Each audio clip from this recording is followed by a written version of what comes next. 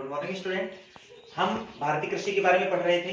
भारतीय कृषि में अब हम जूट के बारे में पढ़ते हैं। जूट एक प्रमुख रेशेदार फसल है और विशेष तौर पर अगर हम जूट के बारे में बात करें तो उष्ण कटिबंधीय आर्द्र जलवायु वाले क्षेत्रों में विशेष तौर पर जूट का उत्पादन किया जाता है। अगर हम जूट के बारे में बात करें तो भारत का लगभग 60% उत्पादन जो है अकेले पश्चिम बंगाल में किया जाता है। उसके अलावा अगर हम बात करें जूट के उत्पादन की तो बिहार है, उसके अलावा अगर हम बात करें उत्तर प्रदेश है, झारखंड है, उसके उत्तरांचल है, उसके अलावा त्रिपुरा है। इसमें विशेष तौर पर जूट का उत्पादन किया जाता है और जूट का इस्तेमाल जो है बोरियां बनाने में, टाट बनाने में, इत्यादि रेशे बनाने में, रस्सियां बनाने में जूट का विशेष तौर पर इस्तेमाल किया जाता है। इसके बाद हम बात करते हैं तिलहन फसलों की। तिलहन फसलों के अगर हम बारे में बात करें तो संपूर्ण विश्व का 10% तिलहन का उत्पादन जो है वो भारत में किया जाता है। अगर हम सरसों और मूंगफली के बारे में बात करें तो सरसों और मूंगफली दोनों मिलकर विश्व भारत में अगर हम बात करें तो 80% तिलहन जो है उसमें सरसों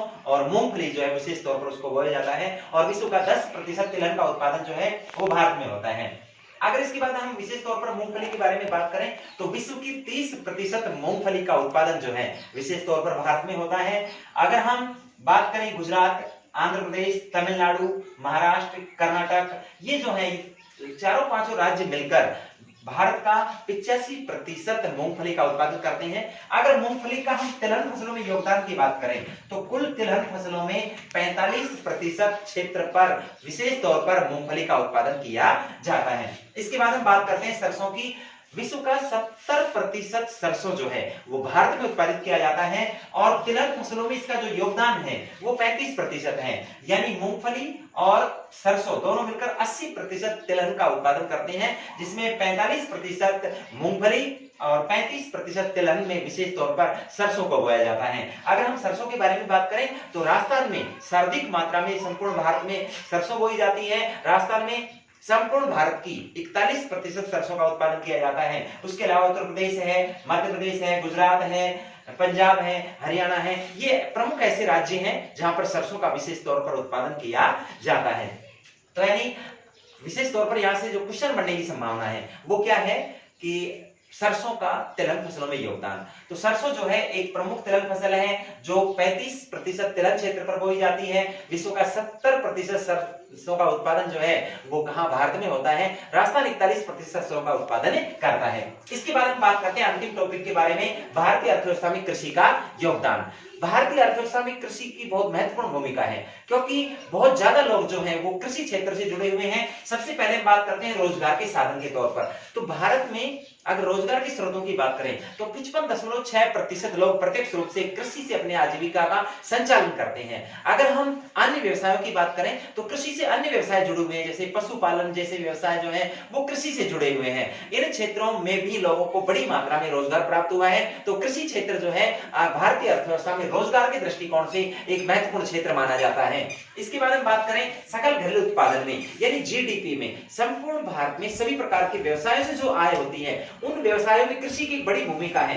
अगर हम 2015-16 के उत्पादन मूल्य के आधार पर अगर हम देखें तो 15.35% आय जो है जीडीपी में 15.35% योगदान जो है वो सिर्फ कृषि क्षेत्र का है। इसके बाद हम बात करें विदेशी व्यापार के संबंध में। अगर हम विदेशी व्यापार या भारत से किए जाने वाले विदेशी व्यापार के बारे में बात करें तो कुल विदेशी व्यापार में 2.07% मूल्य जो है वो अकेले किसका है, कृषि क्षेत्र का है। यानी कुल जो निर्यात है भारत से उसमें 2.07% जो है वो कृषि क्षेत्र या कृषि से प्राप्त होने वाले उत्पादों का निर्यात किया जाता है। इसके बाद हम बात करें उद्योगों के कच्चे माल की आपूर्ति के बारे में। देखो बहुत सारे उद्योग ऐसे हैं जो कृषि आधारित उद्योग हैं। अगर हम चीनी उद्योग की बात करें, हम उसके अलावा तिलहन उद्योग की बात करें, हम दलहन उद्योग की बात करें, इसके अलावा हम कागज उद्योग के संबंध में बात कर सकते हैं जो वनस्पति से जुड़ा हुआ, वनस्पति घी उद्योग की बात करें, उसके अलावा हम सूती वस्त्र उद्योग की बात करें तो ये ऐसे उद्योग हैं जो कृषि पर आधारित हैं। तो इन सभी उद्योगों को जो कच्चा माल है वो कृषि क्षेत्र से प्राप्त होता है। तो यानी बहुत सारे उद्योगों के लिए कच्चे माल की आपूर्ति भी जो है वो कृषि क्षेत्र द्वारा की जाती है। इसके बाद हम बात करते हैं औद्योगिक उत्पादों के बाजार के रूप में।